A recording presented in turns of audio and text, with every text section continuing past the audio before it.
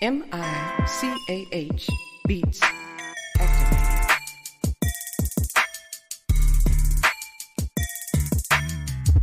Welcome to Just Therapy, where we talk about life with a comedy twist. With your hosts, comedian Sean Boyd, Antonio Ferguson, and Miss KT. We talk about a whole bunch of shit from politics to people actually taking shits. So sit back, relax, and enjoy the therapy session. Man, this be dope. Make a motherfucker want to rap. I can't rap, man. Hold on, here we go. I can't rap. I really can't. But come sit down on the couch with us. Man, I can't rap. Come to the couch. Enjoy the show. Let's go.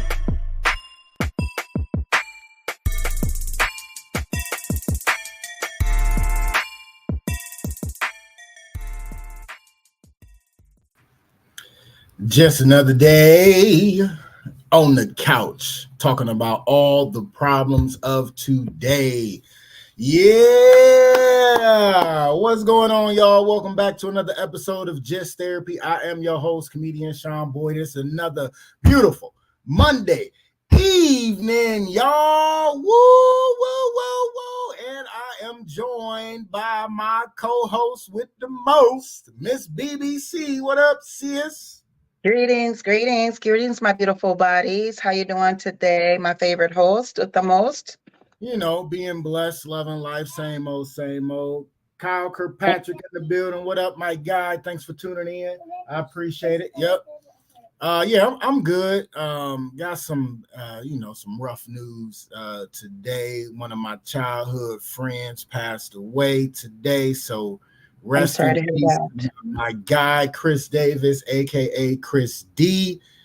Good dude, man. Good dude, man. He's been battling the illness for some years now. And, he went on to glory today. So that kind of sucks. You know what I'm saying? Yeah, that's really sucks. Like, it wasn't like it was like a best friend, but we had like a lot of interaction growing up, especially as teenagers and playing football and baseball together. And, you know what I'm saying? Like, his mom used to do my hair and, you know, just a real cool dude. You know what I'm saying? Like, you know, it sucks. And he was like a year or two younger than me. So, I mean, listen, y'all, life is precious, man. Please enjoy your people, enjoy your family, love on your family, love on your people. I'll be telling everybody that, especially these kids nowadays. But so that's what's going on. So a little heavy heart, but the show got to go on, man. We got to bring the therapy to your day. Hopefully your work day wasn't too bad for Monday, but we ending your night with some therapy on the couch, and we got a special guest in the building. Listen, I'm excited. I am excited. It's Black History Month. It's Reggae Month. And hold on, man. I'm excited. Y'all Yes. Reggae I'm so excited. In the building. Milton Blake, y'all. What's up? Greetings to you, Mr. Boyd, Miss BBC. And greetings to each and every one out there in the media land. Yes. And that a pleasure being here, atmosphere. Absolutely. Make sure you share the live. Y'all can share the live. Please share the live. Share. That's the only way people know about us. Tell a friend and tell a friend and tell a friend. We got Milton Blake in the building. What's going on, man? How you doing, bro? Well, all is well, giving thanks for life, which is the greatest gift, not true. Yeah. In spite of everything, we're still here upon earth. So absolutely. There's so much to be grateful for than, to be crying, You know what I mean? So we give thanks. Absolutely.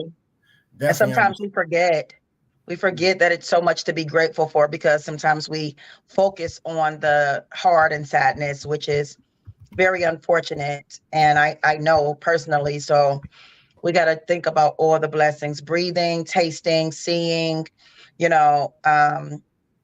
waking up every morning is a true blessing. So yeah, that's powerful. Yeah, definitely. Oh, my guy Nick, my guy Nick in the building. What up, fam? Hey, love you too, fam. I appreciate the condolences, man. Definitely good to see you, man. That's my guy Nick. We play softball together. Shonda in the building. What up? What up, sis? Thanks for tuning in. We got a good show for you lined up as always. Let's get into it, man. Let's go, man. So, reggae artist, songwriter Milton Blake, talk to us, man. How did you actually get started, like with reggae music, man? Talk to us. First and foremost, you know, I'm from the beautiful, beautiful land of Jamaica. Hey, okay. Reggae land, you know what I mean? It's in your blood. That's in my blood. You know, so we grew up on the reggae music. I grew up listening to the likes of Dennis Brown, singers like Alton Ellis, Delroy Wilson, the great Bob Marley, you know that, man. All these greats, you know what I mean? And I just say in Jamaica now, every community have a sound system, not one neither, a lot of sound system, and these sound system blast in the streets. You know what I mean? Yeah. So, and as a youth growing up now, in the community, there was a sound system by the name of Stereotone I-Fi. Okay. You know? So, in the community, I get the opportunity to really go, and that's at a tender age too. I mean, I was going to school at the time, but I could make a little run outside, you know, even though I was brought up very strict by my grandmother, and get the opportunity to go and listen to the sound system. So, yeah, and we start singing from a long time before even going to the sound system, because we are singing at church, because we grew up in the church too, you know, we are Adventist, Sabbath keeping, you know what I mean? So, we've been some choir boy a long time, I sing and anything there, you know, yeah. So, we started out from the church to the dance hall, singing on sound systems, going here and there, lifting up sound boxes, you know, with enough of the mutual that we know those type of chatting. We have you call it steel on. We have to go in the tree tight up, you know. You have to lift up all these big sound boxes to put in the columns. They will call them columns.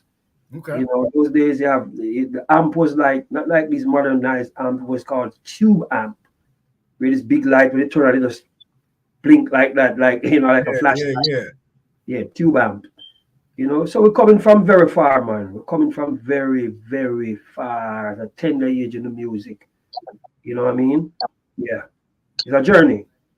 Nice. So being brought up and grew up around the music, what made you actually like, I want to do this myself? You know what I'm saying? Well, let me see. From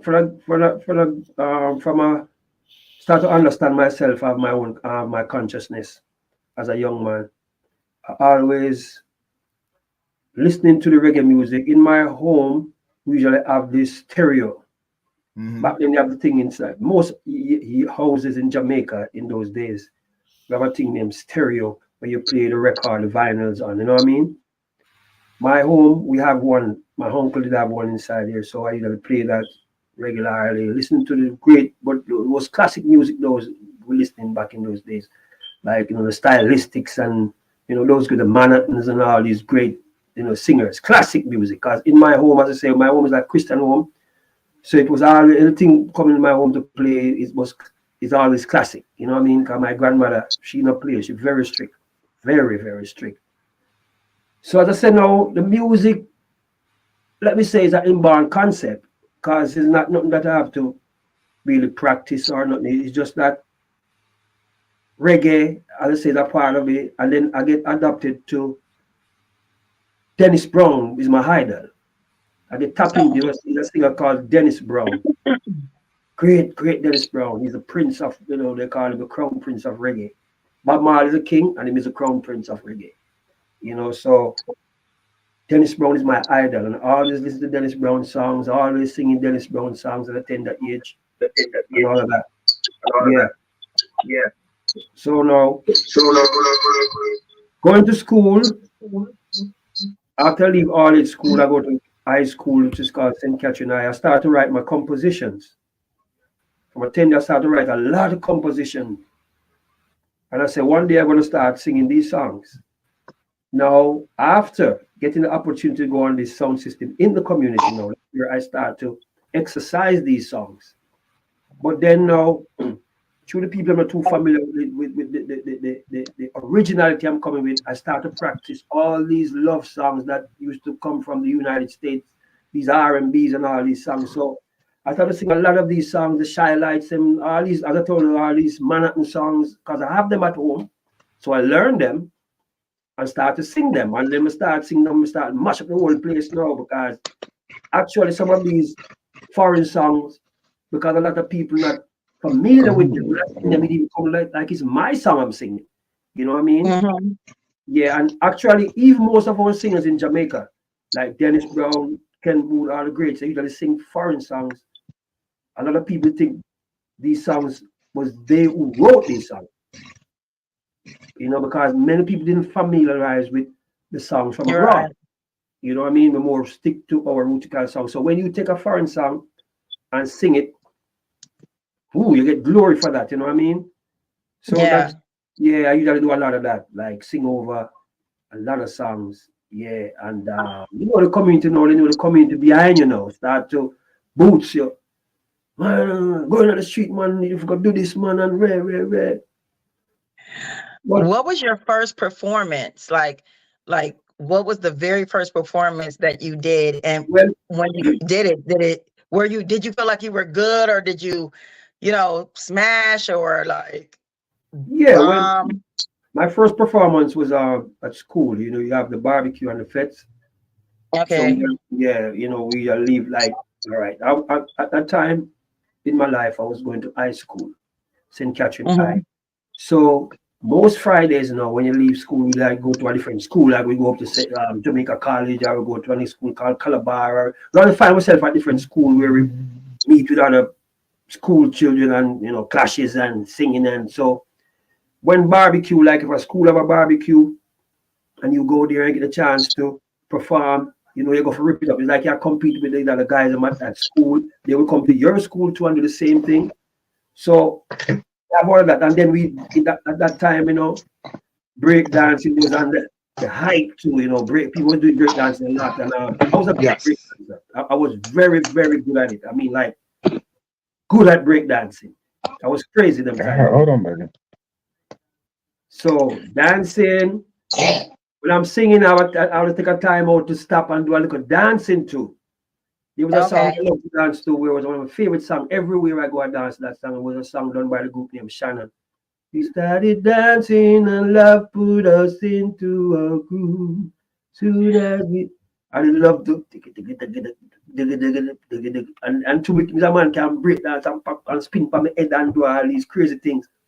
Yeah, man, very famous as a young man coming up from the school Nice. community. Yeah, I didn't even Yeah, know you were a dancer. yeah. At that time, they called me Little Seek. I was so little. Then I usually have my hairstyle where the peak come way out. And yeah, and you know, we have on all these clip on thing and the belt them, and you know, we dress boogie-ish, you know, with disco. Right. Yeah. So, but reggae, in spite of that, you know, reggae was really the feelings, you know. And I said, Right. true, I'm a writer from them time. They make me always a right composition. Always a right composition. Back home, I can have books.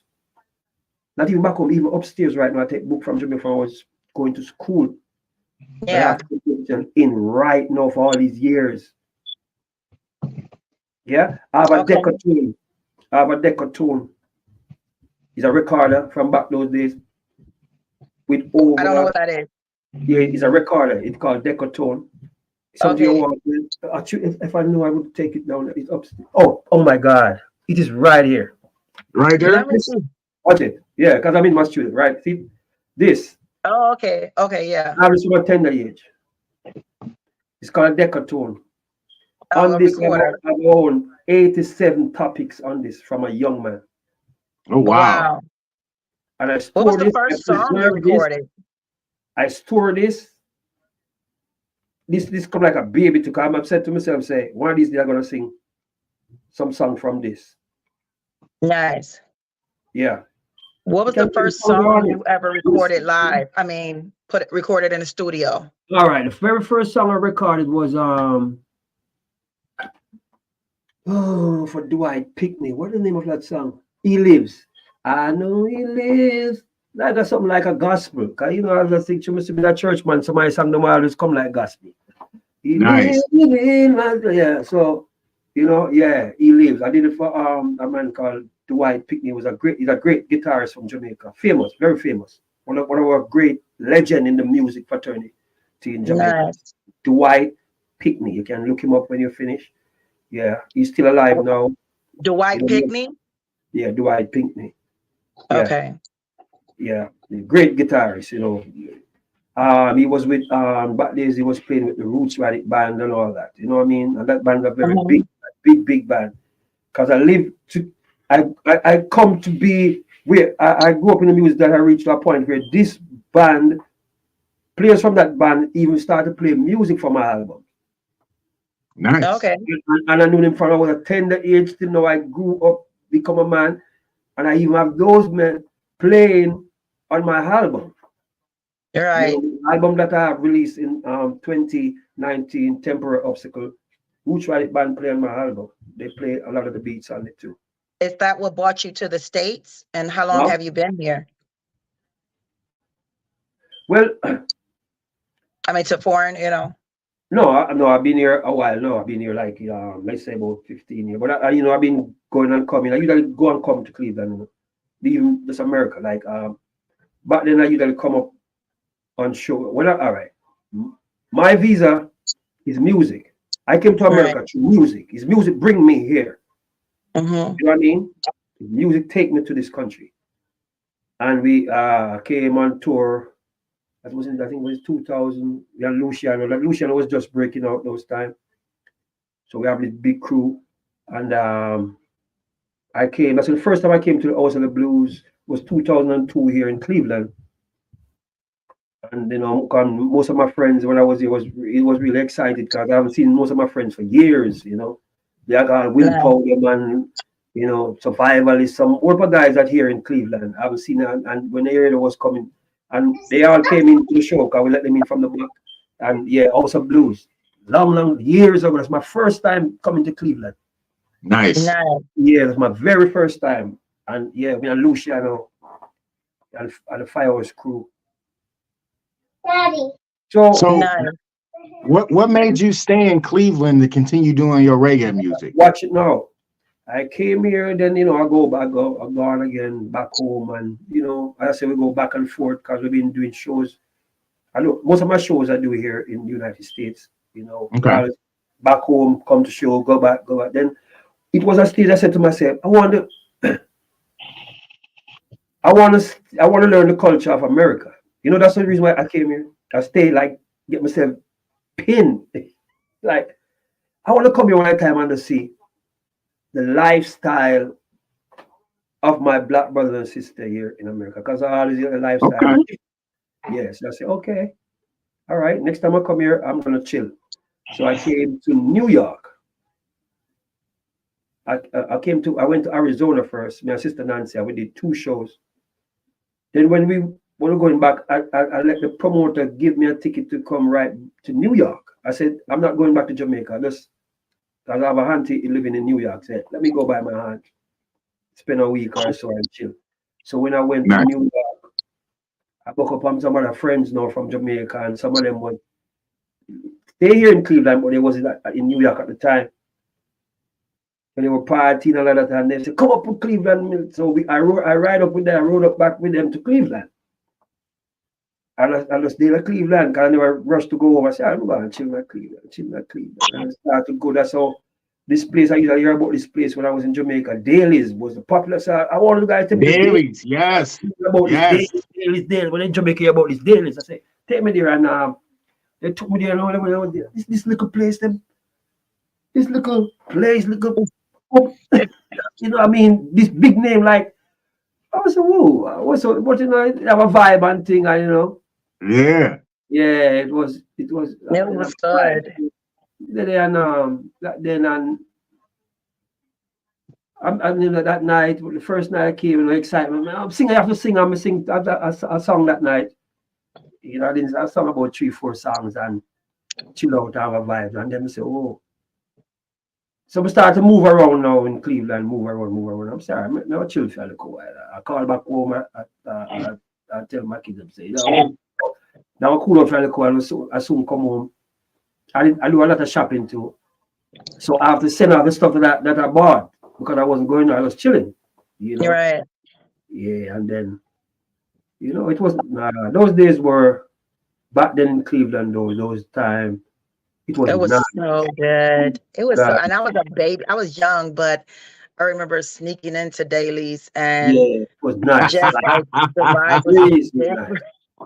Nice. It was man. just different. Party, and you have the big people coming out, you know, nice. It was togetherness. Yeah. You have the DJs up there, the singers up there. People would take up the mic and pass, and you know what I'm saying? Like it was like really community.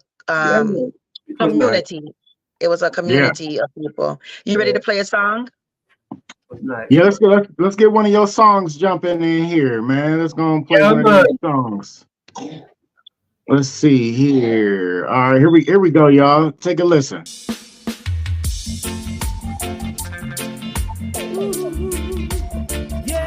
My favorite.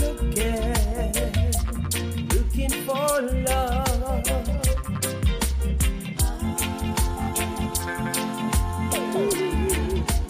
Yes, I'm looking for love. Well, I spent a lifetime looking for you. Single boys and good time lovers were never true. Playing a fool's game, open to win, and telling those sweet lies and losing again. I was looking for love in all the wrong places, looking for love in too many faces, searching around, looking for traces. What I'm dreaming of, hoping to find a friend and a lover. I bless the day I discovered another heart, looking for love. Yes, nice. I was alone and beautiful song, man. So what inspired you on that track? What inspired you to write that actual song? A lot of people ask me that. I know it's not me wrote that song. You said no? Not me wrote that song. Okay. People like when I do an interview and someone asks me about it, and I say, but I actually own the song. Like this song is a Western song. Yeah, looking for love in all the wrong places. Western, a very deep song done by the great Johnny Lee. Wow. But I can tell you how this song came about, that how I get to record the song. Nice. I definitely love the spin on it, man. It sounds really good, man. I like that song. That's dope. How you get to record it? Budweiser, I'm gonna tell you how I get to record the song now. Budweiser want a commercial. All right. The producer who do this in England, is based in England. One night I hear him call me on the phone and say, Milton, you have to do a commercial now for Budweiser. That's Budweiser here in America. So yeah. So they want so they send the song, they send the snippet of the song, just the hook. Looking for love. And it was around this time too when the Super Bowl, because the commercial was to play in the Super Bowl. So I say, okay, in the night, I say, okay, I will do it because you know you can't go to your bed, you have to do it. No, you can't. So what they did, they send the snippet and they send the beat. I think some guys from California make the beat. That is a reggae beat. Not this beat that is on, just to match what they have. Right, for the commercial.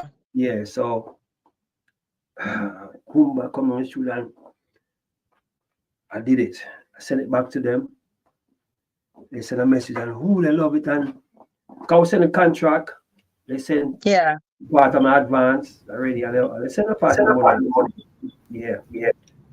So after we did that and all that now, They say, all right, we're gonna hear from him in a couple of days. Okay, we're there waiting. So we then send a message to the producer and say, you know what?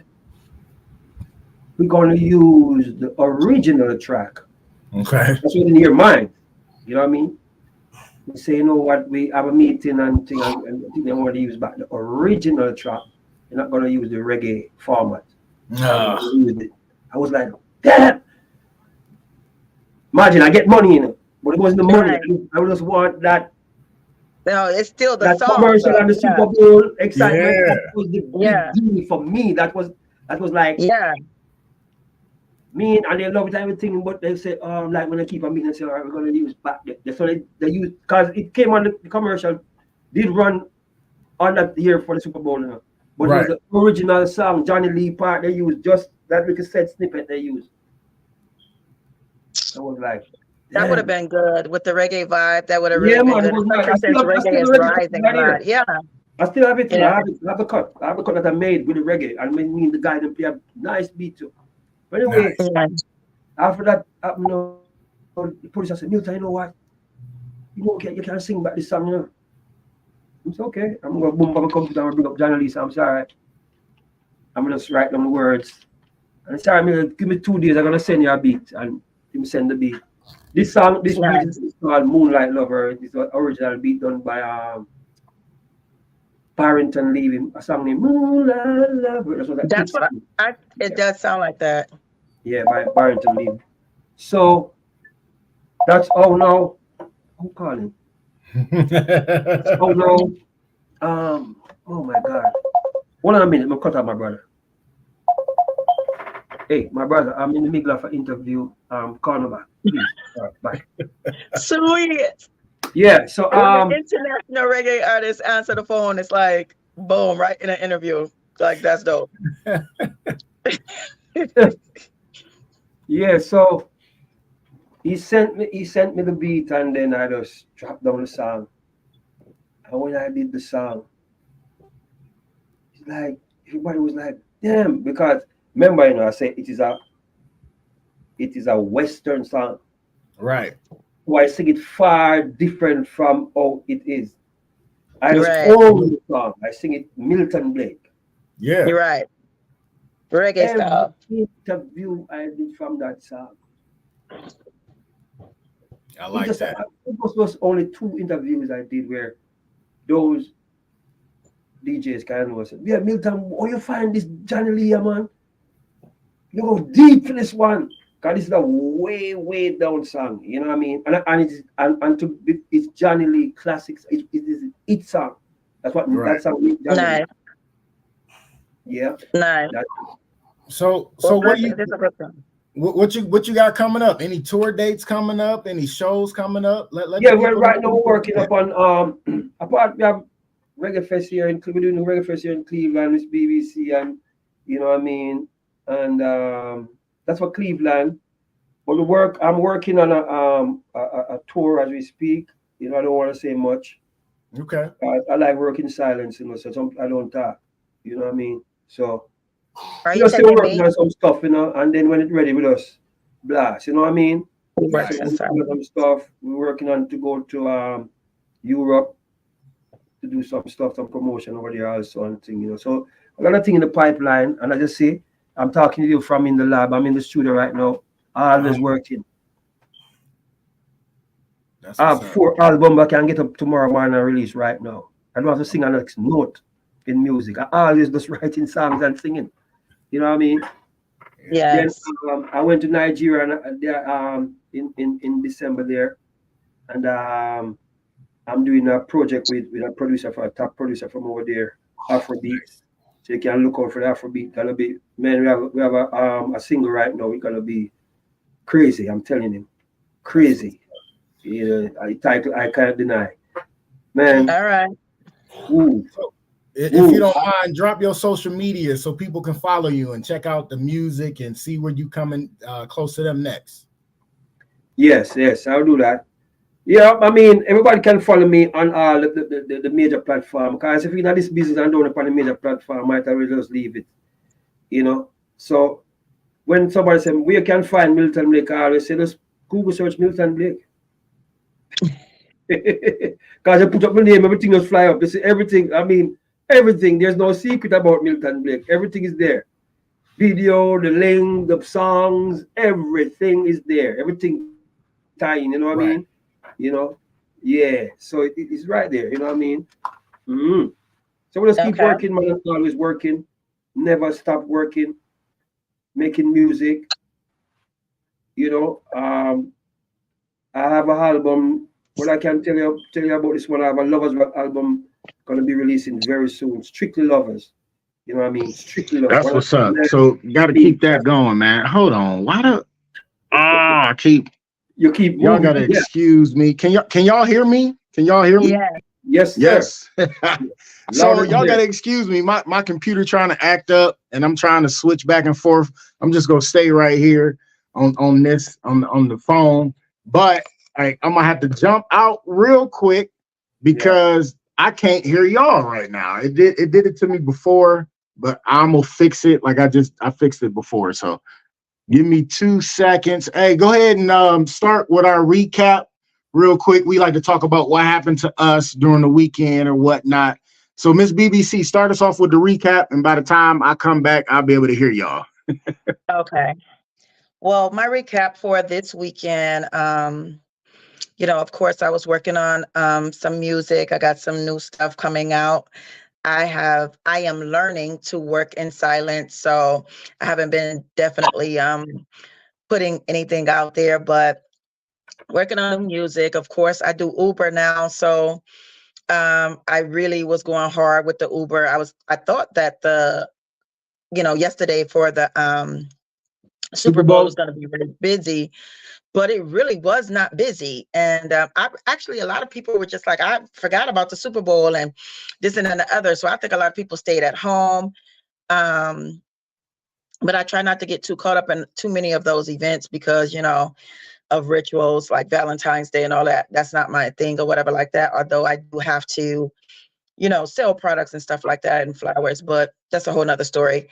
Anyway, so I spent most of the weekend because I'm working on my melody, and I'm glad we got Milton Blake on there because he has the melody and everything like that, and he has the voice. So I do need help with working on my melody. If you ever can find time out your busy schedule to help me, because, you know, taking voice lessons and this and that, I've been like, you know, little things that I want to hear, you know, and you're supposed to pull out to the greats and ask for their, you know, help when you know where you need help. Do you do voice training? You spend time to warm your vocals, your diaphragm and all that? Oh, yes, I do all of that. But I think what I realized is this weekend, I listen to a lot of male music, and I do a lot of male energy. Even if you see me performing on stage, I feel like sometimes, even though people say I come off very sensual, even when I'm not trying to,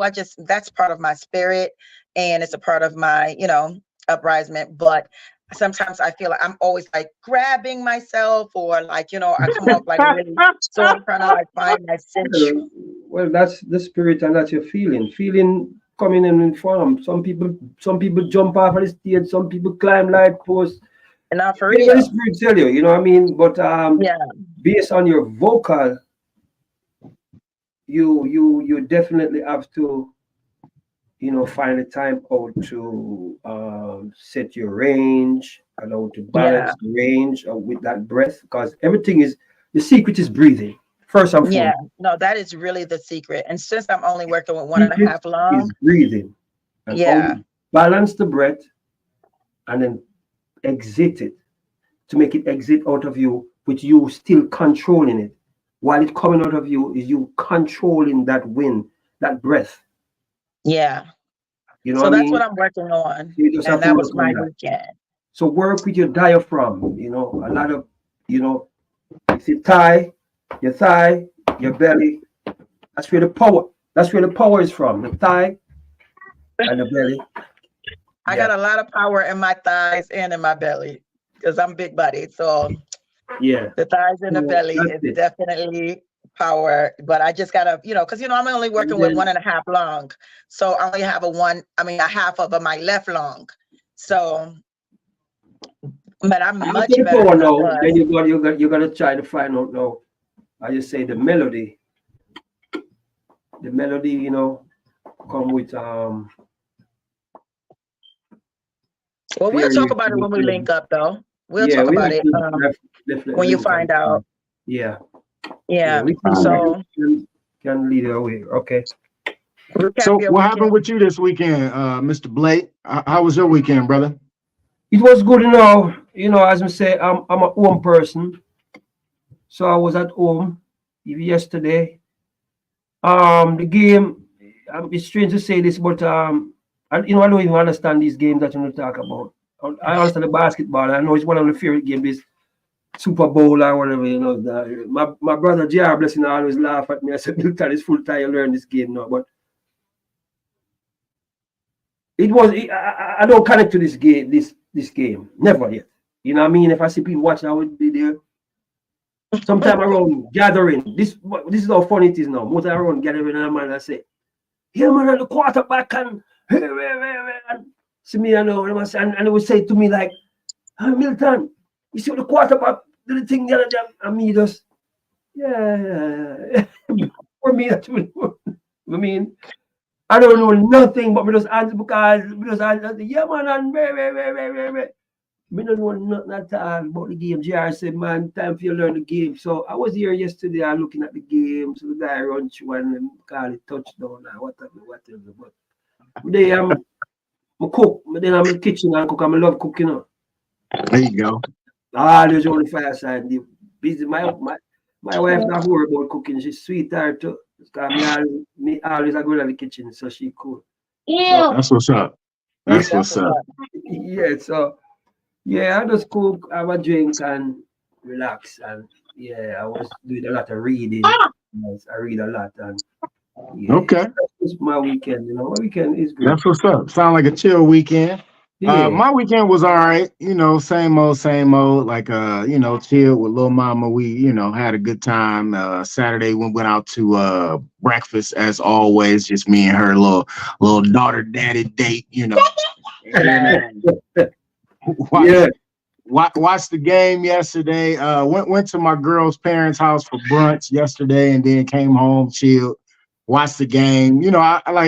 I'm a football fan, so it was definitely a good game, one of the greatest games I've seen in a long time. Okay. I'm glad the season is over because I'm tired of seeing that stick figure chick with the red lipstick on. But the commercials was like it was like two good commercials I seen. The one with Christopher Walken, the BMW commercial with Christopher Walken. Christopher Walken is classic. Like in the commercial, everybody was doing a Christopher Walken voice, so it was funny.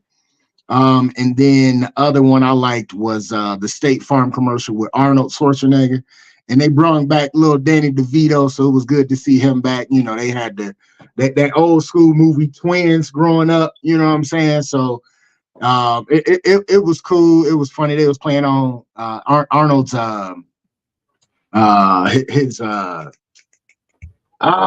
his twang, his accent, because he said neighbor or something like that, and it was like neighbor, and he was like, I keep saying that, and Arnold, he like get to the chopper, but it was cool, it was funny, but halftime show was great. Usher has so many hits, so many classics, so it was good to see Usher perform.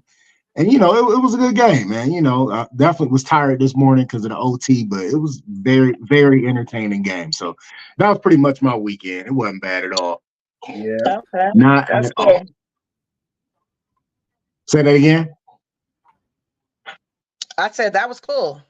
Yeah. So it was cool. Yes. Nice chill weekend.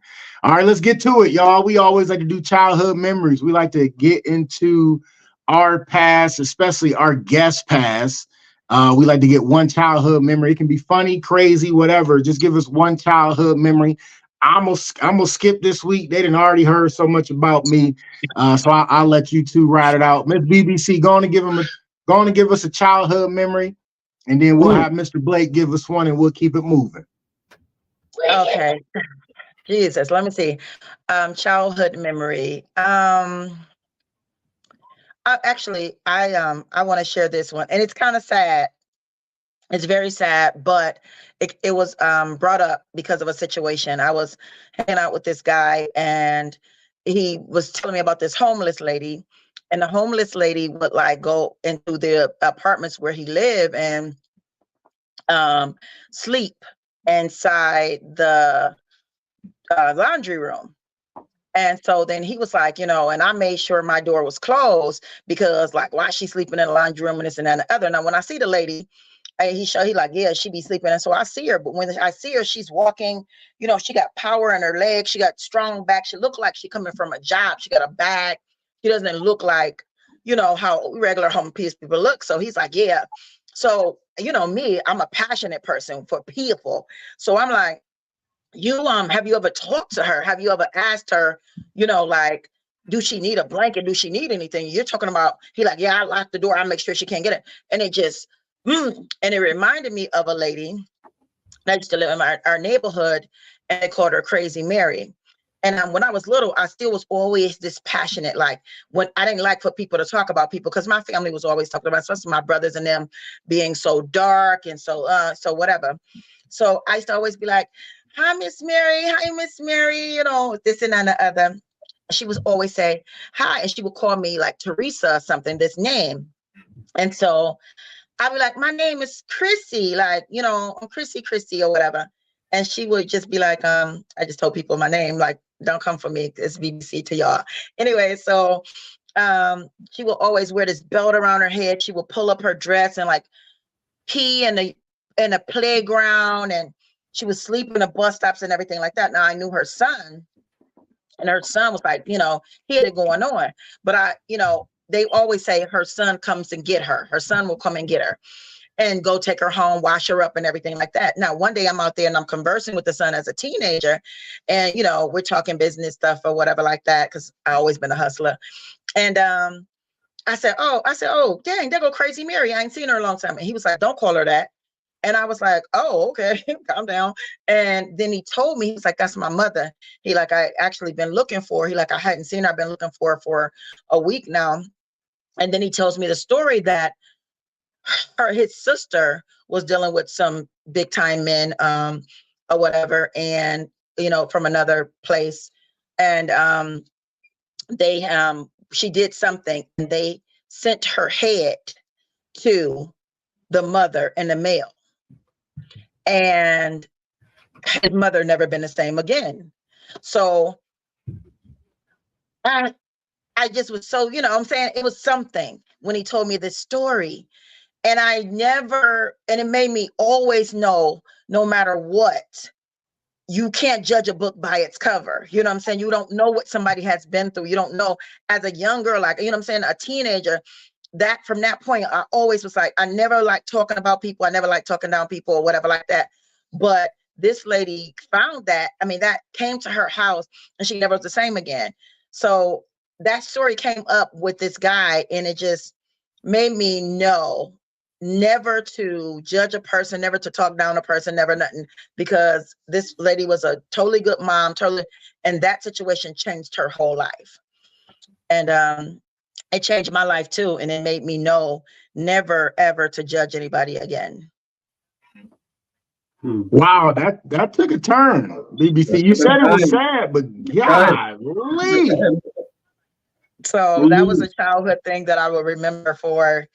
And even after losing my memory, like when it came up, and I had to tell this guy that, like, you don't know what this woman has been through, so how could you judge her? And you would rather lock your door than to have her out there. Like, that came up, and it just came out of me so powerfully, and so it was like it happened yesterday. So yeah. Oh shit. Yeah. But golly. All right, Milton, give us a childhood memory, man. It can be something funny, crazy, hopefully funny, but give us one of your childhood memories, bro. Mine ain't funny at all. Mine is, man, so much, but there's one that always live within me, because it's something that I carry with me. Like, it's something I have to live with forever. So I can tell you, when I was about 11, 11. We have a coconut tree in the back of my yard. Mm-hmm. For Sunday. So You know, we having the coconut tree. You don't have to buy coconut to make your rice and peas and all that. You know, we just, you know, in Jamaica, you just go pick your stuff and things. So we have a coconut tree in the backyard. So this particular Sunday, I decided to, yeah, well, I'll pick a dry coconut. So climbed a tree, went up. The branches, you know, this is something happened to me. You know, this when I went up there now, the coconut that I need, the dry coconut, is around the other side of the tree. So like I'm on this side, so I have to go on the other side to go around. But the branches are there. So I hold one of the branch, looking green and nice. When I hold that branch, it came out in my hand, like the give way. So seeing the branch there, the coconut branch, it looked green, but being it on the tree like right there, it is rot. So when I held on to it, it give way in my hand. So I swing to the other one, and both of them give. So I'm left in a space. Oh, you know, man. So I don't know what happened next, though, right? What? Pound the ground. I'm coming from. I can't even tell how much feet. A coconut tree is very tall. Very tall. Very tall. You know, normally when we climb a coconut tree, you always have a rope. You can cut the coconut and send it down. I didn't have none of that. I just run up the tree, climb up the tree, bam, say I'm gonna get a one coconut to come back down for blend up to make rice and peas and all that to give to my grandma. So when I went up there, all that branch give way in this hand, then I swing and get the other one. Both of them give way, and there I go down. Oh, flash, dropped right, fell right on my belly like this. Oh, like every breath knocked out your body. Leave my body. And yeah, I was paralyzed for about 2 weeks. Oh shit. Yeah, I have to practice walking actually, at one stage I was worried, man, I'm not gonna get any children. Am I gonna, I know I wasn't gonna, I feel no, I'm not gonna be crippled though. But good thing. My back, everything shift. Yeah, it shift. Because when they did the X-ray and all that, everything was just pull out. My vein just pull apart in my back. Mm-hmm. So that was heavy. Yeah, I've been through that. Yeah, it's a pain. It's a man. Even when the when the wound begin to heal, like the vein ain't coming back together. That pain, man. I don't wish that pain for not even my enemy. If I have one, I don't have an enemy though. I know we're glad that you survived that and I'm you so are grateful up, you survived. walking. And I say it's something I live with, so it's something that I can talk about because I can't live weight. I can't live certain weight.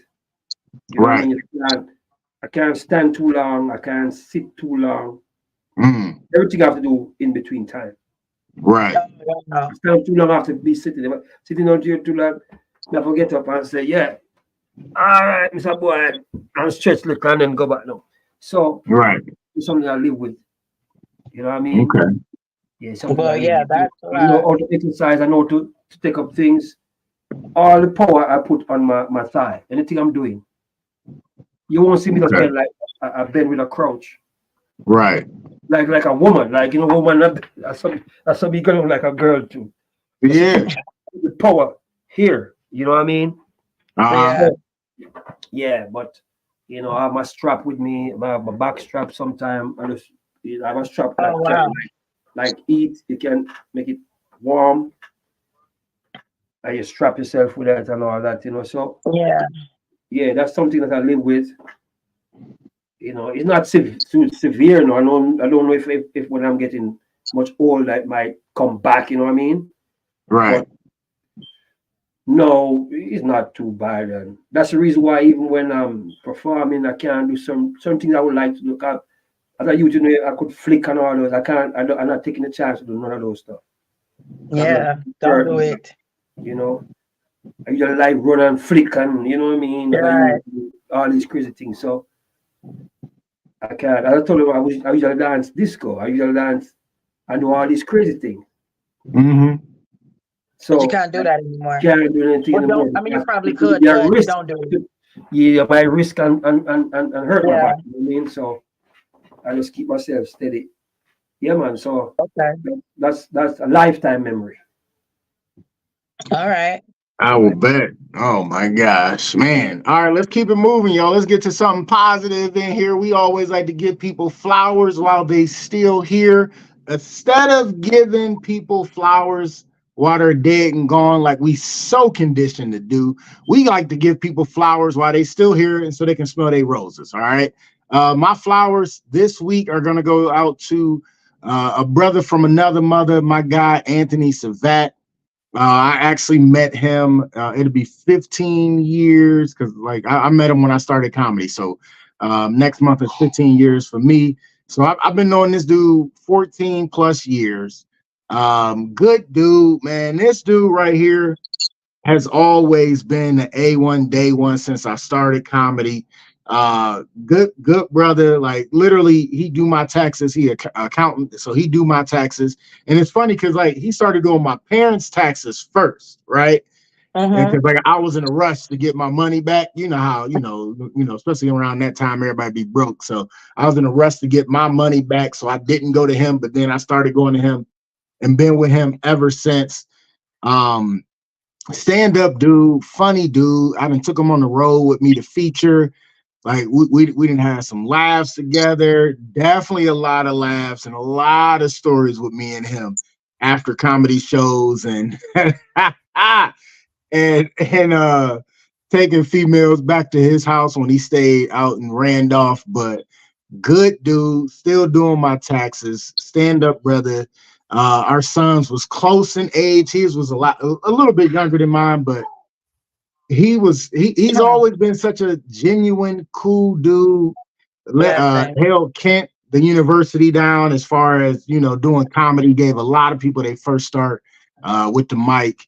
And just this, like I said, the stand-up brother. I call him the dirt bag because that's what we called him. We had nicknames for each other. We done went to Tennessee together. We went to Michigan together.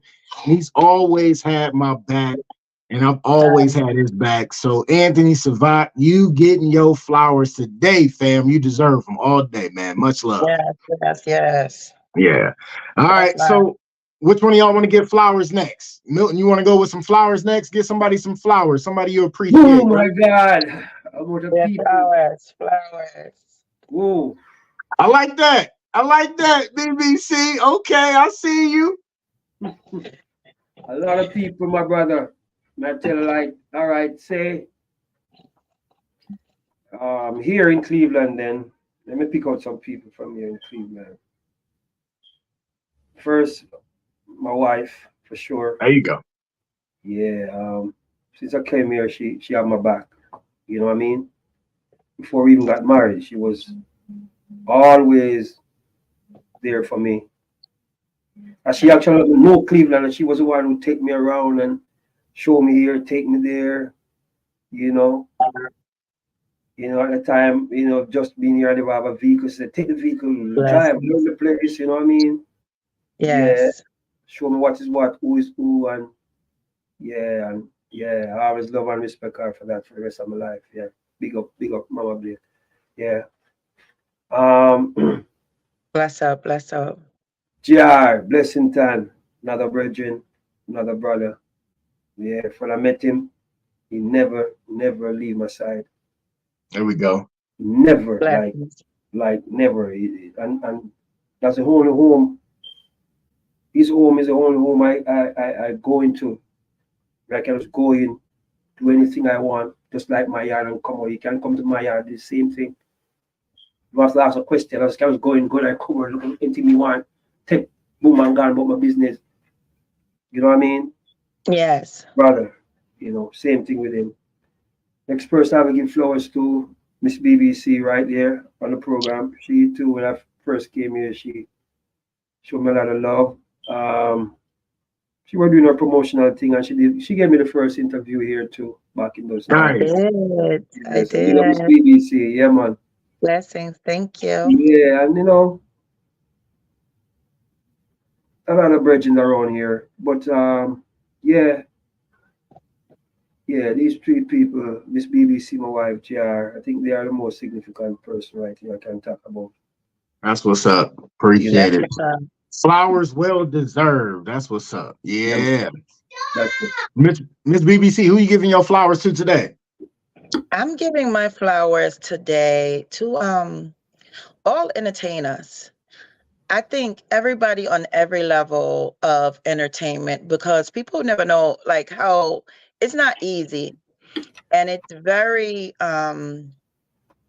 it's challenging. You be creative, finding space, dealing with gatekeepers and things like that.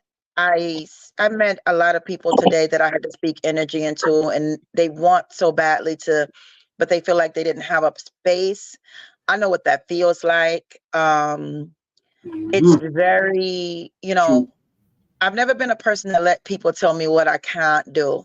However, I have let people get in my energy from time to time. And if anybody has struggled with that, of feeling unworthy or or like not knowing, or like knowing that you're creative or whatever, like I want to give you your flowers. Don't stop, don't quit, don't let nobody tell you you can't do it.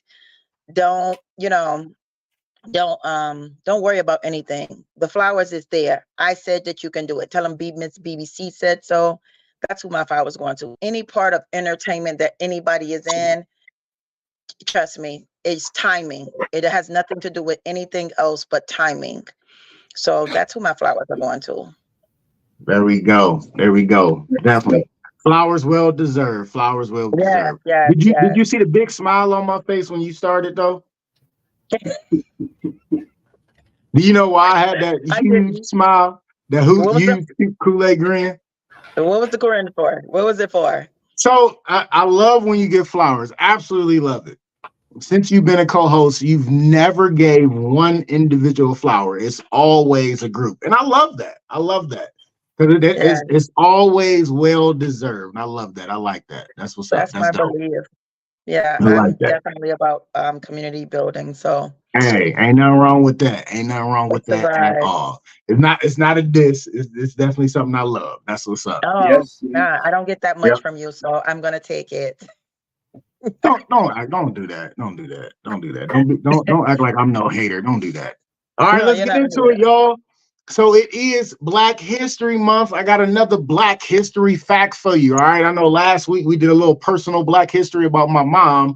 This week we gonna do some Black history that you might not know about, y'all.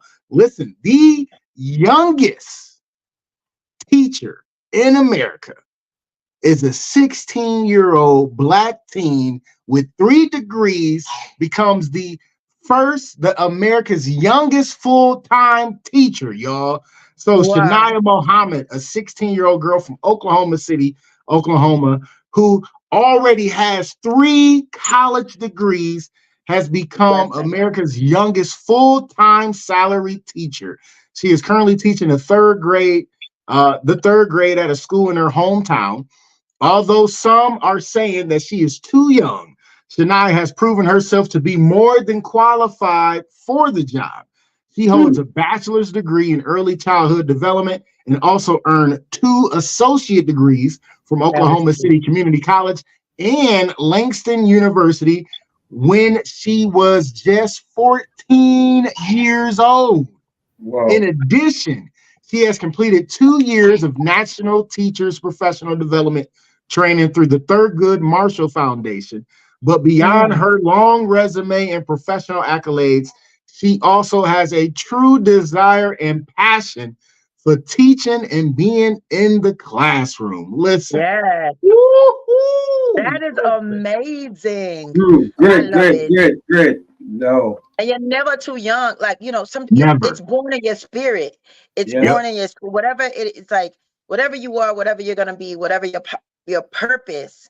You know what I'm saying? It's in there, and just think like back in the way before time, they were teaching very young. Everything was very young. They, even um the lifespan was different, so she's doing what she's supposed to do. I mean, oh my God, our ancestors' wildest dreams.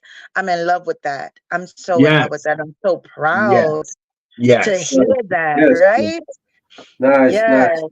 So Lovely. kudos to Shania Mohammed for making Black history in 2024. The Yes. youngest teacher, salaried teacher, not just No. teacher, but salaried teacher. Yes. 16. She got 3 degrees. Y'all 3. That I is a ain't got blessing. one. That is a I got blessing. one. She's 16 with 3. Right. Man. She doing the damn Right. thing, y'all. So that's Yes. great. That's great That's great. history in Black History Month. We I had definitely to need to share post that. that up. We need to post that up. That need to go Yeah. up on the page. Yeah, I definitely put it on the page, y'all, because definitely worth reading the whole article and checking her out because she doing the damn thing, y'all. Yeah. Oh my Literally God. doing the damn I thing, love it. y'all. I love it. When I first heard that story, I was like, "Oop, there go my Black history right there." Because like That's I it. didn't know, and when I found out, I read the whole story, and I'm like, "Look at her doing the damn thing. You are never too young. Never. They can never tell you can't do something, and Yeah. she is living proof. Yeah. Can't nobody tell you shit. You go out there I and love get your it. thing I love and it. keep doing what you do. Yes, definitely. Yes. Kudos to her, y'all. Kudos to her. Yes. Yeah. Everything up for her. Yeah, man. Yes. All right. I think that's a great time to take our one and only sponsor break. Please don't go nowhere. We got some great topics coming up for you. We're going to talk about the travel ban in Jamaica, and we're going to get your thoughts on a particular subject that I want to bring to the table. So please don't go nowhere. We got more Gist Therapy. We got more Milton Blake in the building, y'all. Don't go nowhere. We'll be back to you very shortly. You already know, I'm your host, SB, and I'm taking us to break, baby. All right. Primal Screen in Kent, Ohio. For all your screen printing and embroidery needs. Quality work, on time, fair prices. For more information, call 330-677-1766. Again, 330-677-1766. Or check us out online, primalscreenprinting.com. If you mention a podcast, you get 5% off. Peace.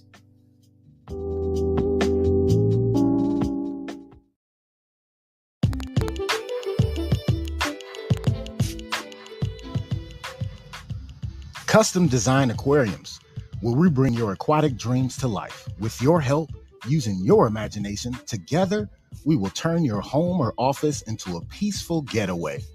For a free consultation, call 330-475-5181 or contact us by email at customdesignaqua@gmail.com. Once again, that is customdesignaqua@gmail.com. Mention this podcast and get 5% off.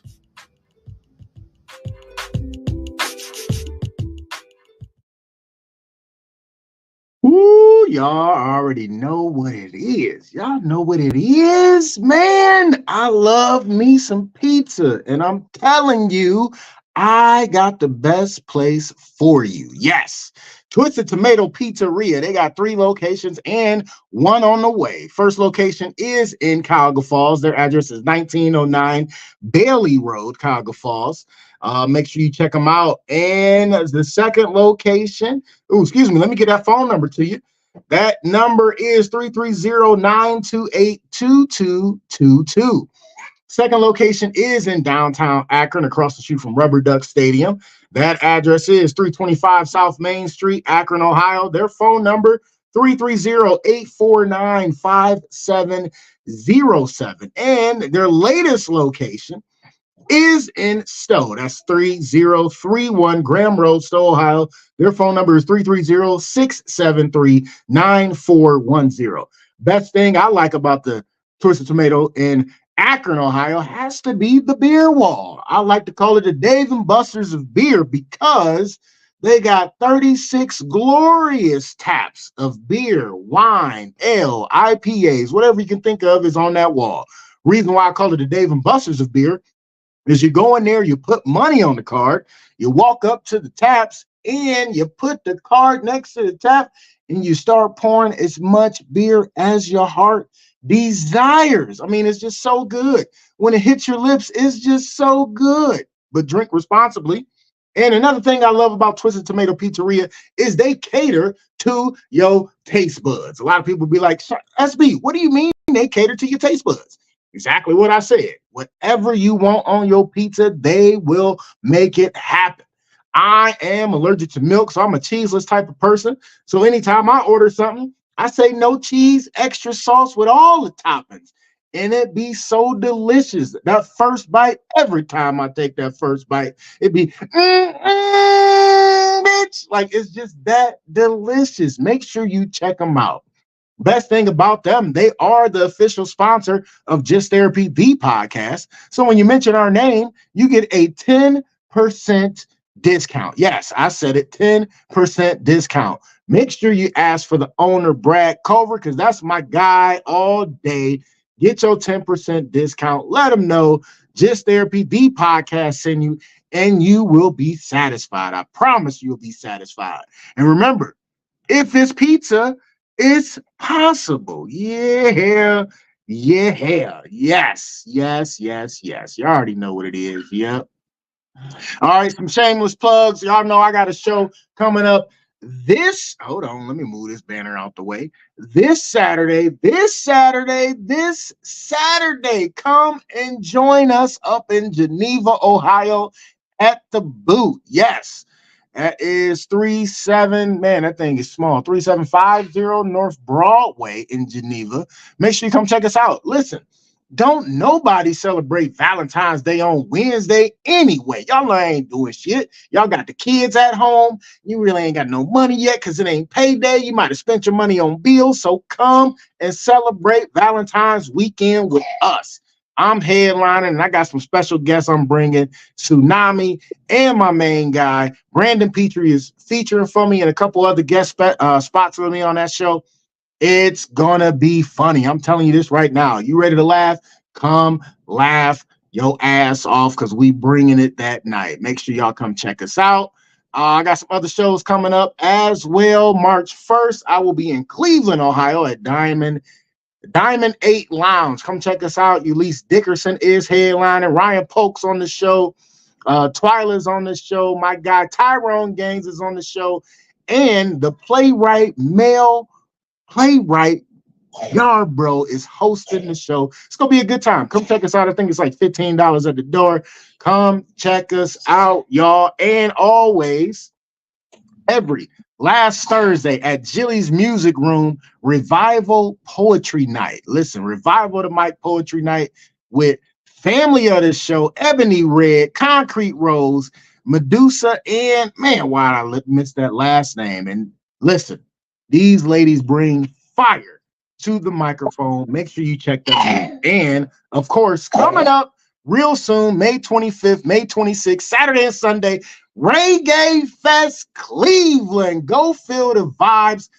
Give the gift of reggae music. Saturday, our girl, Miss BBC, will be kicking off the show and a slew of performers after her. And our very own guest, Milton Blake, will be there Sunday at the second lineup at 2 p.m. Make sure you go check them out. I'm telling you, Reggae Fest Cleveland is always dope. Go feel the vibes. Go get your grind on, y'all. Look it up. ReggaeFestCleveland.com. Make sure you check it out. Go feel the vibes, y'all. Y'all know what it is. Was that better, Miss BBC? That was very good. I ain't throw no booyakas in there. I ain't say but I ain't do none of that. Yeah. Can I ask y'all something real quick? Hold on. What's up, baby? You good? What's wrong? Yeah, I got you. Go get it. My real co-host, is she needed her daddy. So listen, can I ask y'all something real quick? The other day I was in the car, right? And I listen to the radio sometime in the car, right? And as soon as it came on, it was nostalgic to me. Okay. I don't know if this is actually considered reggae. I don't know how y'all feel, but I do want to ask y'all about this. So it started off like real peaceful, real calm, and then they'd be like flicks, time to have sex. Man, listen, that song right there does something to my soul, y'all. Please tell me that y'all appreciate that song. I don't know if it's like a That diss song is to done by a reggae. Jamaican artist by the name of Cabra. He goes by the Yeah. name of Cabra. Yeah, Jamaican Okay. artist. But at that time, I think he was signed to one of these international label. So they gave him that beat, R&B beat, you know. Yeah. That's when Cabra did that song. He I Shabba and don't like garlic. I think E Shabba and Lady Patra, Don't like garlic. they were in the same camp and they did I remember all Patrick. three of them did the song that beat for the company because the three of them was signed because their manager was name is Specialist. Okay. And they all get signed the same time to a I don't remember the company here though. And Okay. that song came along, Flex on that beat. You know what I mean? Yeah, yeah. So it's an R&B Listen, flavor, that you know, brings by back Cabra, you know? Yeah. so many good memories to me because I was young when that came out. And Yeah. we used to be at the school dances and the rec dances thinking we was doing something. We used to be in there like, yeah. Yeah. Oh, we used to be in there. I just thought I was hoping y'all appreciated that song, but I definitely wanted to ask. I didn't want to be like, y'all better know this, but I just wanted to see if y'all appreciated that song. Miss BBC, you like that song? It's nice. I was a baby. I really don't remember it so much, Oh, but okay.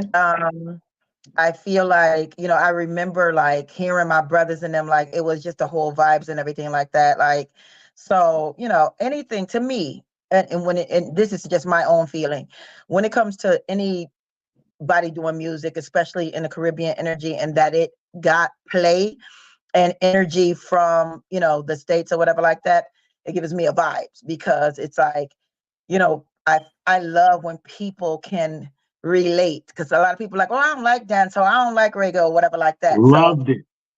I think it draws people in to be able to learn more about what the culture can bring and everything like that. So it's just, it's a vibes either way. All right, But we probably wasn't whining right. Like that's the whine and grind. We probably ain't do it right, but we was doing our best. I promise. We was in middle school, so oh we my really God, didn't know what we was doing. But still, we used to try to get it in on that song. it's Talking crazy. about sweaty and marks on your pants and all that. Cause that song used to hit it. Yeah. Okay. All right. All right, let's move along. So our first topic on the docket, we're gonna talk about the travel ban in Jamaica. What's going on with that, Miss BBC? Talk to us. Well, they come back and forth with this travel ban when it comes to Jamaica. And, here's my vibes. Jamaica's so sweet. And what people try to make it like, okay, well, don't, Jamaica this and, criminal violence and this and that and other. And it's like, okay, come on, we're talking about the States right now. Let's talk about that because, I feel like when it comes to them coming to buy up the land and when it comes to them wanting to build their hotels and resorts on the land, and it's all good. But then when they feel like, it's danger, like, I hear gunshots in my backyard every night. There's ambulance and police going on every night in my backyard. You know what I'm saying? Our men cannot drive down the street and walk the street without being gunned down, and not only by their own people, but anything. So it's like to say, okay, this Jamaican band and talking about criminal activity and it's too dangerous or whatever like that. It's dangerous everywhere. It's dangerous everywhere, and especially when you come to the States, especially when you're here as a Black man, a Caribbean Black man, or any other culture that they feel that are beneath them. So it's like, when I'm reading it, they're like, okay, now they lifted the ban and now you can come back and this and that and the other. I want to know how many people traveled to Jamaica and honestly can say that they dealt with violence or dealt with too much of, being harassed or, robbed or anything like that. I mean, I've, been to Jamaica many times, even from young, and in my process, I've had experiences, don't get me wrong, but when I had the experience, it was nothing different to me. The only thing like than what I've dealt with here. And I've, so it's just like, what is it about really? You know what I'm saying? What is it about when it comes to a country like that? Like it's like, boom, the water here, you can't even trust it. I boil all my water. You know what I'm saying? The food here, you can't even trust it. We don't even know when we're eating. Like, how are y'all making watermelon with no seeds? This is what I need to know. How? You know what I'm saying? You can go in Jamaica and pick any fruit from the tree and anything like pear and coconut and mango and everything, and feel free, and you know what you're eating. So it's just like, when I read that and I'm looking into it and I'm like, they never ever there's no true reason that they're giving, and I feel like they're making it a big deal, and then social media kind of spreads it a little more, and it's like, what is it about? So to me, it's almost seeming like the states are trying to take money out their pocket. That's what it seemed to me, because anytime you travel abroad, the DR and Jamaica and the Bahamas, it's that family atmosphere when you get there. You feel so welcomed when you're there by the natives, right? And it's always beautiful. The like, you literally, when you see places like that, you just appreciate God's work on the earth, because they are some beautiful places. So to me, it seems like the states are trying to take money out of their pockets by doing this, because crime happens everywhere. You know what I'm saying? We know how much crime happens in the states.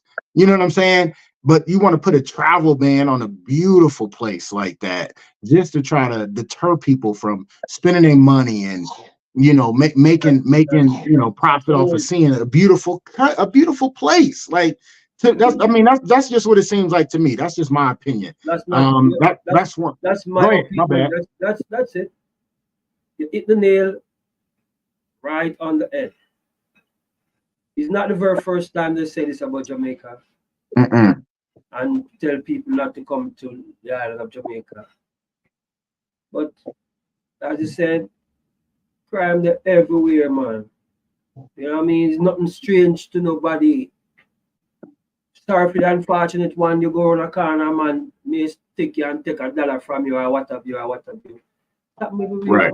Right. Cleveland, that everywhere. So, we don't see nothing. As I said, that is it.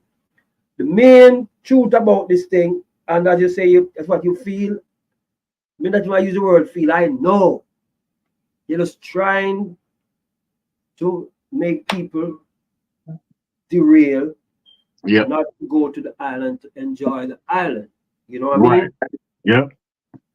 Jamaica is booming, man. Jamaica is booming. No place like Jamaica. I'll tell you the truth. I'm living here in America, but there's no place like Jamaica.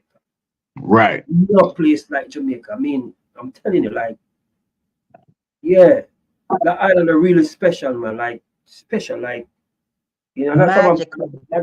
Man, that island is, because when we travel, I will come here, I'm going to even a small island to other places. I mean, I say, whoa, Jamaica really blessed, So much of the time, people ask me, like, why do you Jamaica come here? You know what I mean? Why you come here?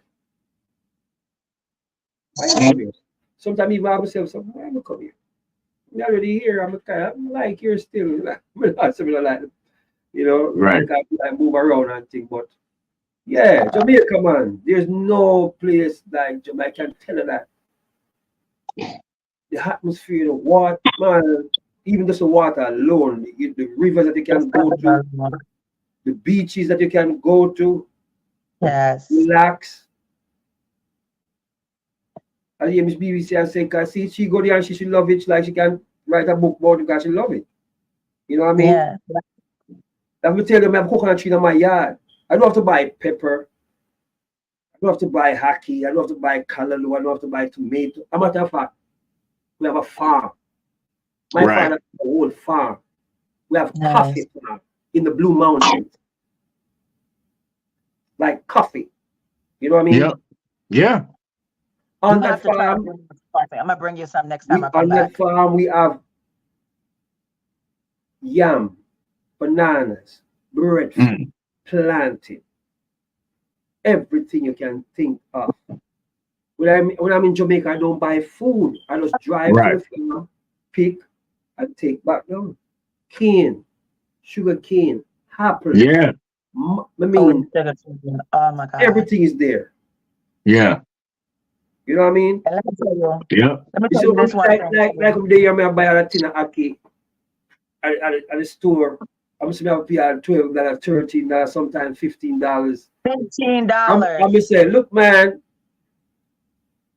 Sometimes I just call. One time I went to the shop, shop up a cab. I'm gonna say, I just call on my yard and say, my brother, I call on the WhatsApp and say, I'm gonna share something. You see how much I pay for this right now? Now call him, I'll share it in my yard in Jamaica. I'll share my backyard.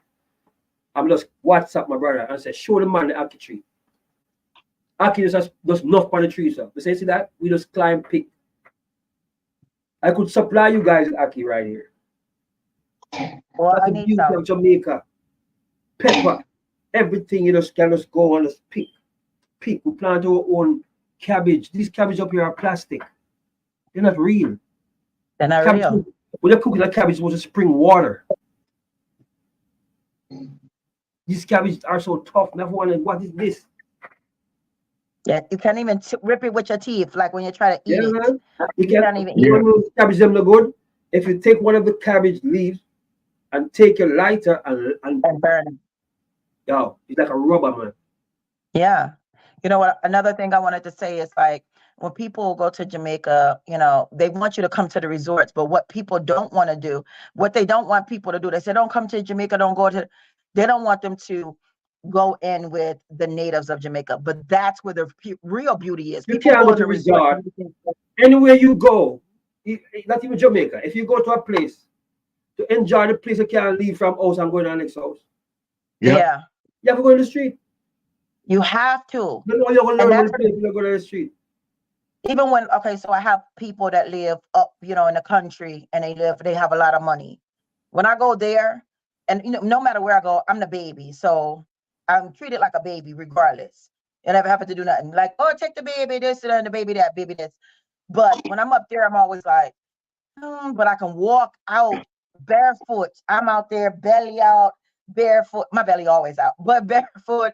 Like but when I go down, it's like into the city. I mean, like really, I'm like, that's where people out in the yard and they're cooking in the yard and they got the things stringed up. And that's where the fun, that's where the freedom, and that's where the beauty is, Jamaica is a place. Jamaica, yeah. The thing is, you see, if it wasn't the thieving politician, then we are rob the revenue from the people. That's why we have to travel. That's why Jamaican people have to travel, because they're robbing so much. They must shrink the country more in poverty. You know what I mean?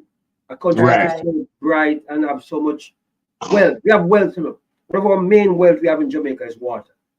Okay. Yeah. Water in the whole world. Jamaica water is the best. Number one list. Natural resource water.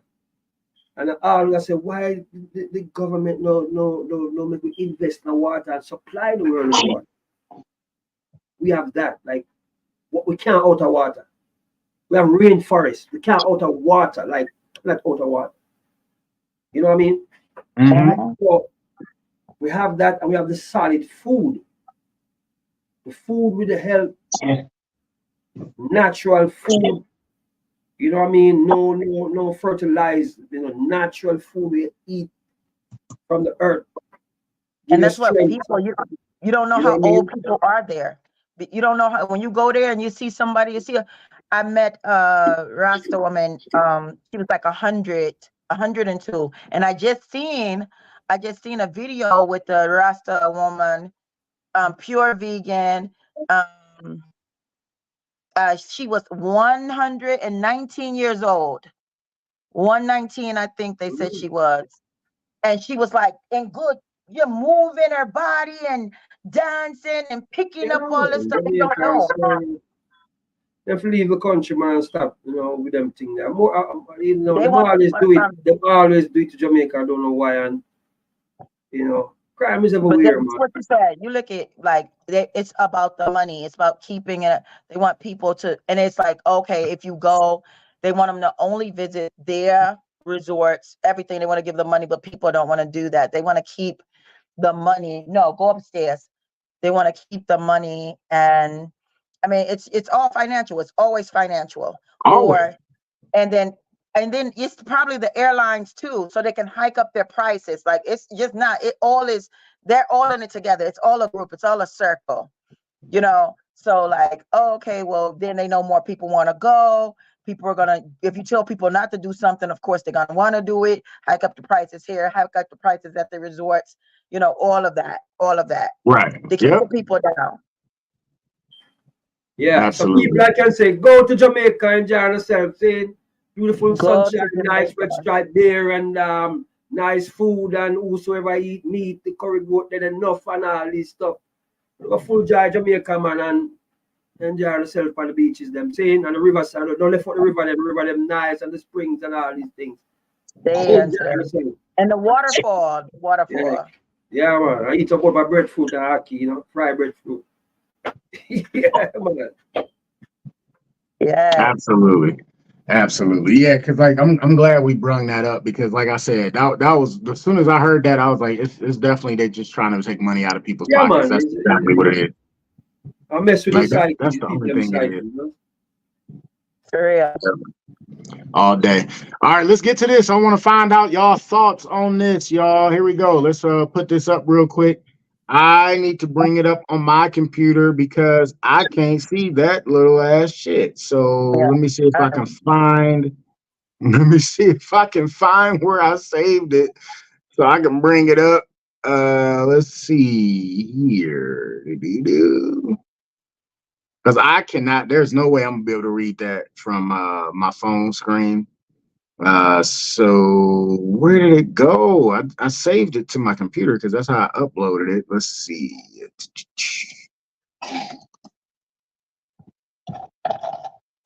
Sorry, y'all. Just trying to find it. I don't know. Can you read it, Miss BBC, or you ain't gonna be able to read that either, are you? No. My little baby eyes still can't read it. All right, hold on. Let me bring out these glasses real quick, because like for some reason I don't know where I saved it at, and I can't see it. I was trying to find my magnifying glass. I don't even know what I did with it. Divine Queen Yada. So you must do so much things to before you married her. So yeah, this lady a wealth. All right, here we go. So it said, before I can marry this queen, I had to pay her $50,000, buy her 2 cars, 1 personal car and a family car, right? That came with a driver, buy her a 7-bedroom house to raise our future children, and give her 50% ownership of every company I owned at the time. She made me wait 2 years so that I can afford to marry her. My wife is my responsibility. She motivated me to become the secret to my global success. Yes. Oh my God. To become the secret of my global success. So, what I want to ask y'all is, this far-fetched? Like, is that what people got to do nowadays, or like wow. I'm lost. Like, you got to do paid her $50,000, right? bought her 2 cars, one personal car and a car for the family, right? With a driver, 7-bedroom house to raise their future children, and 50% ownership of every company that he owned at the time. She made him wait 2 years so he could afford to marry her. Am I missing something here? Because like she was okay, but like, wait, what? Here's and my he thing. did all this to get to marry her. Here's Am I my missing thing. something? I feel like I've heard a lot of countries you have to pay a dowry to marry, you know, the daughter. You have to pay a dowry to the family or whatever. To I the heard family. It said to her. to her. Here's my thing. Let me start from the house. You got a 7-bedroom house in case of children. There's no guarantee that she can have children. If you know, like, do you know that she can have children, first of all? And this is where I go to where like people get into like the prenup situation, right? People be so, oh, prenup this, prenup that, or whatever. He's ready for the divorce or whatever like that. It's okay to sign a prenup because, you know, you don't know what you're coming in with, but you can negotiate it to fit you. I feel like that's not even, that's just the total opposite of or whatever, because you don't know what type of wife she's going to be like. And I don't know, does it say how long they've been together? Like what does she bring to the table? Can she That's cook? what I want to Can she know. clean? You know, and I mean, as a woman, don't get me wrong, like, of course, we're all looking for somebody. I want a team. Like, I'm looking like for a whole team. You know what I'm saying? Like, I got We stuff know. going on. I am a creator. Like, I'm a mover. I'm a shaker. So I do need somebody in a vibration of my energy. But I just, to me, it's like everybody about these women about the bag. He got to have this. How are you saying this? And then what are you? I tell people this. I'm the table. You know what I'm saying? People don't want a big back. Yo, let my back be big because I need to carry my boo and I need to make sure I'm moving everything that I got. How are you bringing, you're sitting up here, whatever, like, what do she have? Yeah, she probably promoting him and been in the interest of whatever like that. But she wanted that way before he proposed. I mean, like they're supposed to be married. I find it, I call fuckery on women with all of this. Like, you know what I'm saying? You're not even trying to build with anybody. You're not bringing nothing to the table. You're not, you know what I'm saying? You're not offering anything, but you're talking about what I can get. And you know what I'm saying? And it's just, it's like, and I mean, he did it. I mean, I'm saying, Dad, did he get the pom pom yet? Do we know if it feel good, smell good, taste good? Please, let's just keep it clean for me, please. When I'm, I'm on the program. Please remember, I'm on the program. I'm sorry. Yeah. I'm just saying. I apologize. Yeah, I know. Yeah. Remember, I know. I'm just saying. I'm sorry. Yes. See, I mean, it just be driving me crazy. I need to know what's the vibe? What's the movement? Like, what does she bring to the table? You know, because it's just too much for me. Sometimes that to me is way overboard, you know, for the simple fact of, yes, you want someone to be able to take care of you. You want somebody to be able to provide for you, but what are you bringing to the table? And you have to do all of that. They're lucky for some liquor because they don't want to see it. Milton, what's your thoughts on it? I know I quite like I'm the thoughts because all I see is a lady with the on the road of wealth. I don't see it's about, a divine thing from within. It's just a meet the eye thing, and I mean, create for because as with this BBC, I just say, what is she bringing to the table? You know what I mean? I don't understand this. I don't understand this thing about these relationship with these people. Really, I don't understand. Me can't even find a word to say because this no. My God, say nope, can't understand it. I just wanted to get y'all thoughts on it. Yeah, these people counters chime in on that. Let me know your thoughts because I just thought it was weird. Not even unique. Yeah. Like he had to do all this before. For what? Like that's what I'm trying to figure out. Like, what if she can't have kids? A flesh. You gotta stay, girl. Hell no. Crazy. Listen, a true man, you see, a real man, as long as he knows he's gonna marry, he knows he comes with a responsibility as a first man. Right. Right. So this also she talk about a real man supposed to have a roof to put him wife and him children into or under. You know what I mean? Mm-hmm. Moment you say, before you even go to marriage, you know, because the first thing that's why I see enough of these youth even have like a baby and the kids them just they are about and because I learn, I see a little thing happen here more time and you know I have to say it and it me always question it and sometimes people feel bad about it when I mention it. Like these houses, most of these houses here in America and these yards, the kids and the grandpicnic, everybody bungled up in a one house. The daughter go get her baby, or the boy go get the baby. Everybody they have one roof, and there was no planning. All these children born without plan, just have baby. No, you must know. Say yo, you're gonna make a youth. Making a youth. My first child, when I was getting my first son, me and my baby mom, we planned that. So we're gonna go for this now. We're gonna go for a baby now. Mm-hmm. And we go for a baby. I mean, I have my own roof. I have a roof in Jamaica. I have my own Right. baby. So you make preparation. A real man gonna make preparation. Absolutely. Children. You know, Absolutely. people, woman, get mother have to live with mother living with mother. What you go to the house, everybody bunged up in one house. Nobody growing. That's enough of you them you're not even grow.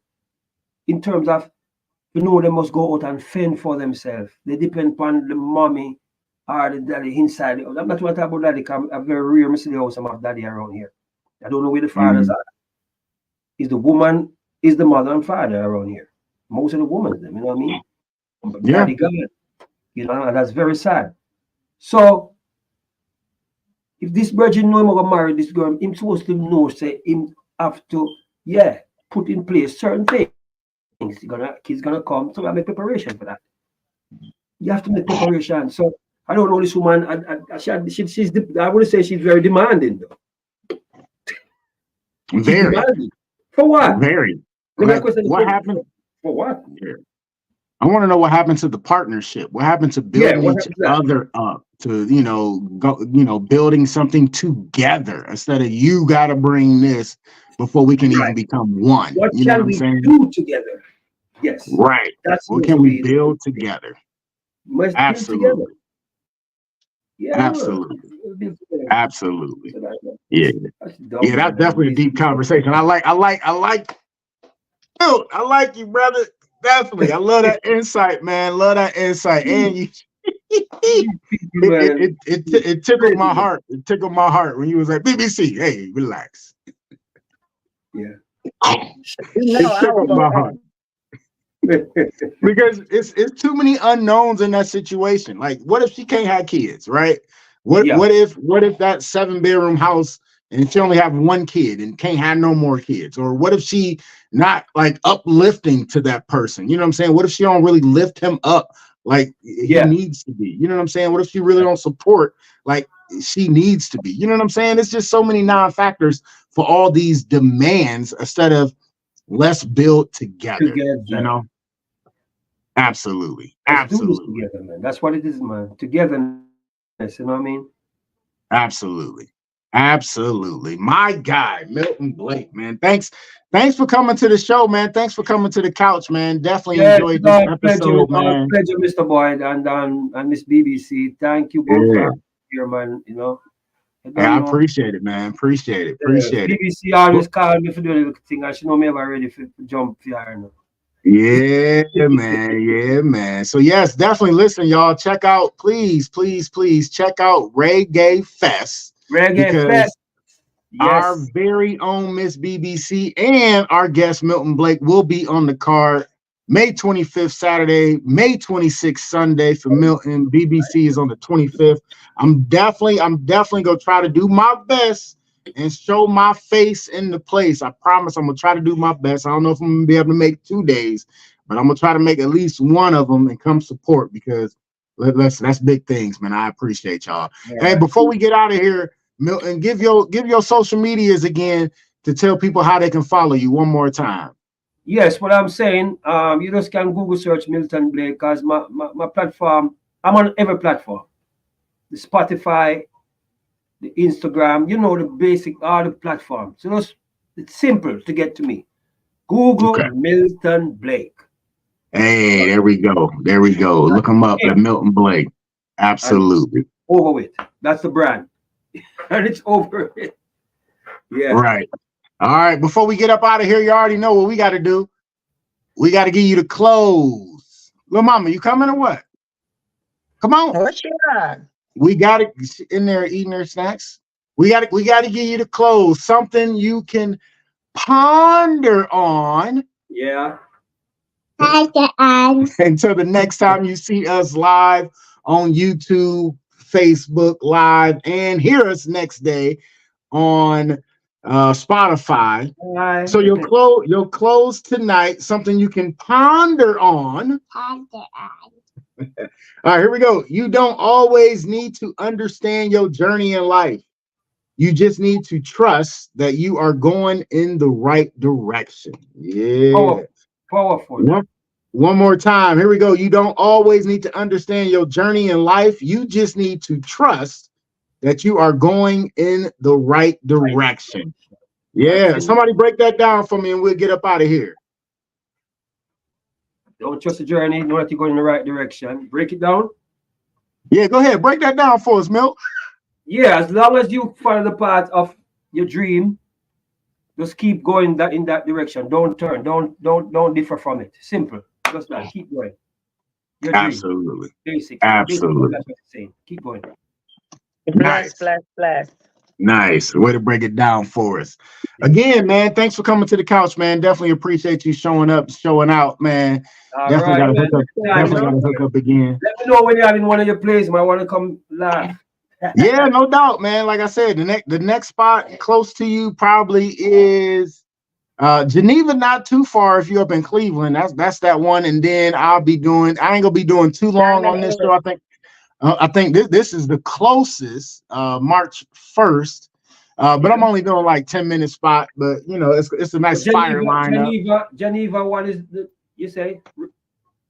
Yep, Geneva, Ohio. It's on the screen right now. Yeah, I can't find. When that date is? That is this Saturday. This Saturday. This Saturday, 8 p.m. showtime. I'm headlining, so I'm doing probably about 45 minutes to an hour, you know. Okay. Yeah. All right, send me the link, Miss BB. Send me that to my WhatsApp now. Hey, sounds good. All right. I got you. All right, before we get out of here, Miss BBC, you got something to say? Because I know what we go end with. We go leave out with another Milton Blake classic. But before we do that, Miss BBC, you want to say something before we get up out of here? If nobody has told you today, I love you, I believe in you, and I want you to win. Hey, there we go. Hey, we'll see y'all next week, God willing. Again, thank you so much, Milton. Appreciate you, brother. Sir. Honor. It's an honor. Hey, and you already know we got to go with some classic. Here we go. I'll see y'all next week, God willing, y'all. Bye-bye. I did everything I could to get me through the night. Started, or where it might end, I turned to a stranger, just like a friend. I was looking for love in all the wrong places, looking for love in too many places, searching the right.